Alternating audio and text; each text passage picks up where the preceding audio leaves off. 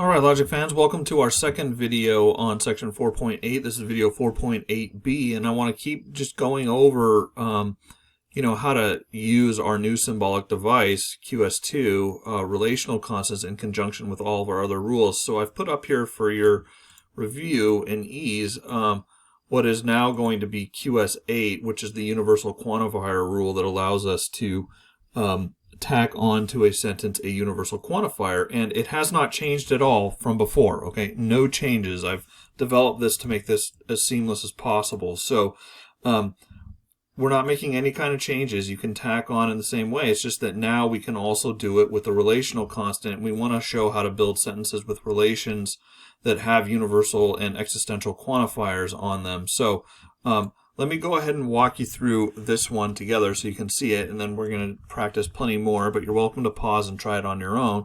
So what we're going to do in this particular case is we can do RAA. We could also do RAB if you like. Okay, it will not matter in this particular case.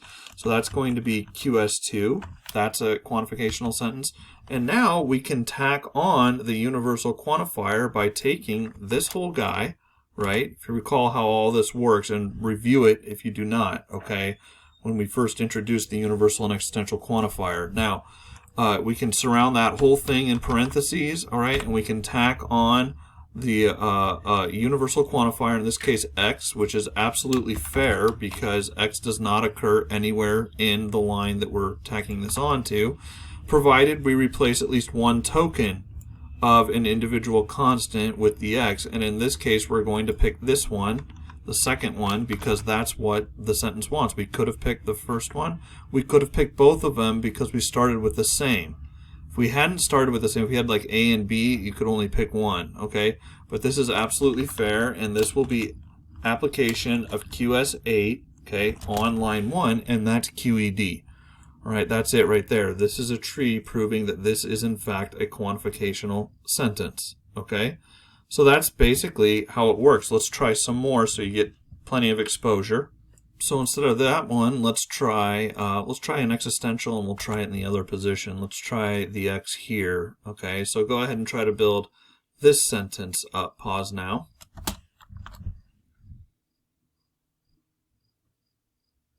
Okay, and the existential is QS9, and it's the same as before. Okay, it's the exact same as this, except you're doing the existential quantifier. So what we're going to do in this case is we can go ahead and we can build RAA by QS2, okay, and then we can of course put in the existential quantifier, so we'll slap that in there this way, and we didn't want to replace this one. Instead, in this case, we wanted to replace this one, which is fair. Notice the x does not occur in the line that we're using here, and so this is going to be QS9 on line 1. Okay, and this is a demonstration that this expression is in fact a quantificational sentence. It can be built from our rules. Let's keep going. Try this one. This one's interesting. Try to build this sentence, okay?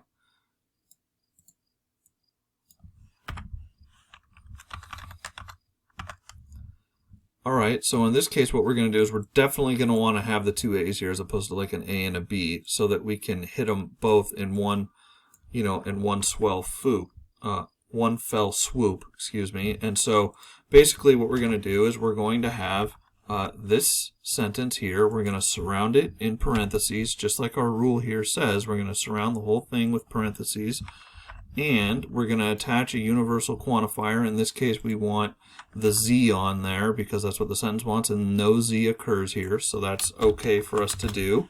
And then what we can do, right, is we can replace at least one of these, but we can replace at least one or many provided they're of the same type, and in this case they are. So we'll put ZZ in there, and that will be QS8 because it's the universal quantifier on line 1.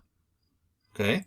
And so these rules have already been articulated. You just didn't know it in such a way as to be able to handle the relational constants. But now you're seeing that they do fit those. They do fit this well. Okay, so you've actually already learned it. It's just now applying it to, okay, I've got relational constants now. Let's try a slightly more sophisticated one. Let's do this one. Do this one. Give this one a shot. Pause now.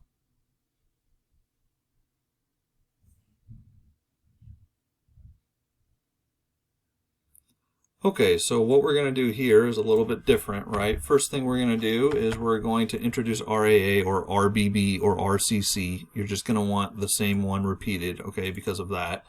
But then what we're going to want to do is build this up nice and easy. So now we're going to want to apply the negation right away to here, all right? So we're going to apply the negation this way, and that's going to be QS3 on line 1, okay? And then what we want to do is we want to attach the existential quantifier. So we're going to take this guy, okay, we're going to surround the whole thing in parentheses, and we're going to attach an existential quantifier of type Y, all right? And we're going to, that's okay to do because type Y does not occur in the sentence that we're using here. So this should be 3. So this will be like this, all right, and that's perfectly fair, but we have to make sure that we replace at least one token, and in this case we're going to replace 2, which we're entitled to do because we planned ahead and they're both A, all right, and now we've got, that would be QS9 applied to line 2, okay? So that whole thing is perfectly ready to go, just like that. Then, of course, what we want to do, if you can see it from here, is finish it off by negating that whole thing. So we're going to apply QS 3 to line 3. So we'll do QS3 to line 3, and that attaches the negation to the whole thing, and bang, there you go. This expression is a quantificational sentence because it can be built up from our rules, okay? And here's how. There's one way you could do it. All right, let's keep going. Let's try a slightly harder one. So let's see here. Let's do this one. Try that. Give this one a shot. Pause now.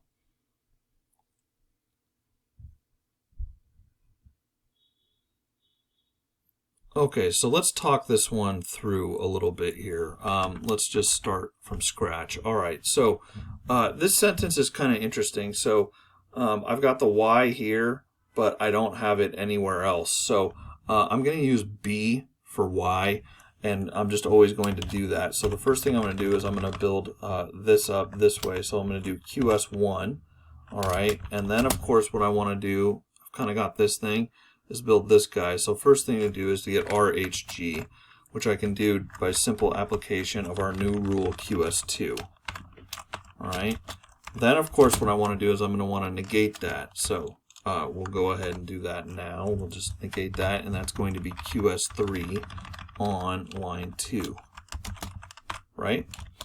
And then what I want to do is, before I even think about applying any kind of, this, I have to apply this to an entire fixed unit, and this is the unit that I want to apply it to. So that's what I want to build. So I'm going to build FB and not RHJ by QS, what is that, QS4 now on lines 1 and 3. Okay, and now that I've got this entire unit, okay, I'm going to apply the existential quantifier to that entire unit, and basically the way I'm going to do that is, of course, by following this trusty rule of surrounding the entire unit with parentheses. This is how I have to do it, okay, and attaching an existential quantifier.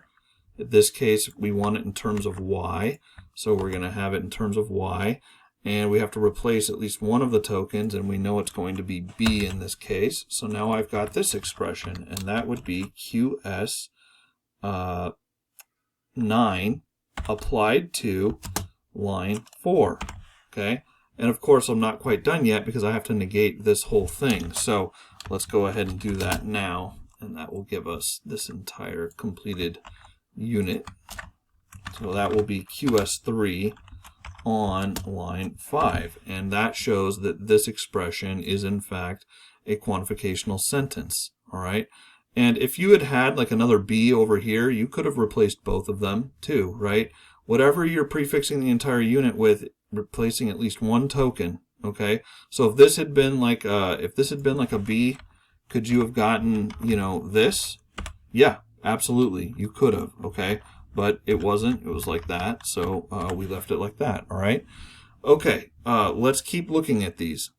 Let's try where you have to do multiple quantifiers. So let's try something like, let's try this one here.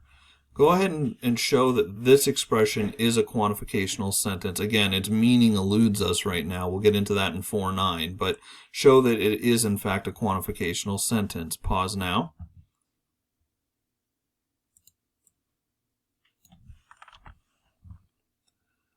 Okay, so in this particular case, what I'm going to do is I'm going to build it up by, I'm going to let my x's be a and my y's be b. So I'm going to build RAB, and that's going to be a quantificational sentence by quantificational sentence rule 2, just introducing a a relational constant. All right. Then what I want to do is I want to take this whole unit and prefix the entire thing with a universal quantifier, and that's going to be QS8 applied to line 1, but I need to make sure I replace at least one of these. I have my pick. I want the y over there, so I'm going to replace it there. Okay, I want the y to be the b and the b to be the y. All right, so then what I can do, of course, is I can now attach another universal quantifier to this particular construction. I could not attach either a universal or an existential in terms of y, but I can do it as long as it's not a y. All right, and so using x is perfectly acceptable, and I can build it like that, and that would be QS8 once again, but this time applied to line 2. And that suffices as a demonstration that this expression is in fact a quantificational sentence. All right, what if I had reversed the x and the y here but kept them the same there? So suppose it looked like this. Suppose it looked like that. All right, show that that's a sentence. How would you do it? Pause now. Okay, so it's not too hard, right? But you're going to want to build the x instead here, and the x is going to want to replace here, okay? So this is going to remain b, all right? And then what we want to do is we want to attach the y here. This is the x, and that should be rxy, just like that, with the y replacing the b. Okay, so this is what that construction would look like. All right, so just be sure you're minding what you're putting where and what it's replacing, and what order you do it in. Right, so once you got to this point, you could no longer sneak the y in between here. It has to go to the outside. That's what the rule requires, okay? Okay, let's try something with 2 existential quantifiers just so you can see it. Try this one.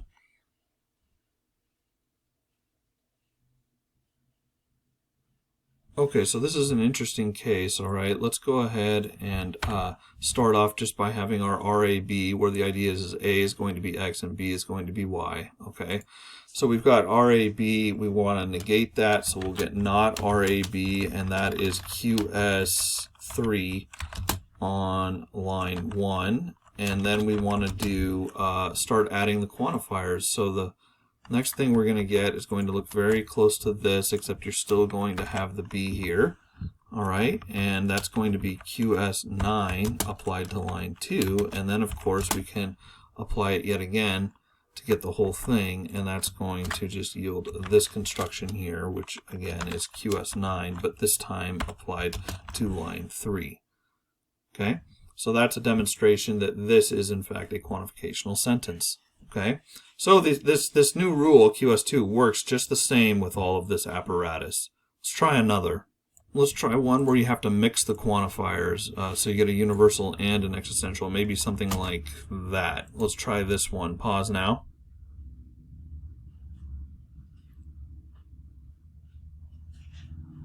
Okay, so in this particular case, all right, we can start off with RAB by QS2 yet again, and then we want to start adding the quantifier. Okay, so we're going to add the X quantifier, which is okay. There's no X here, but we want to make sure that we replace the B, okay, in this particular case.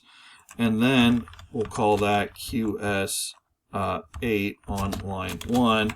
And then, of course, we can finish it off just by adding this and replacing the A, and that will be QS9 on line 2. Okay. All right. A few more examples I want you to get the hang of and get some exposure to. So we'll catch you on 4.8C.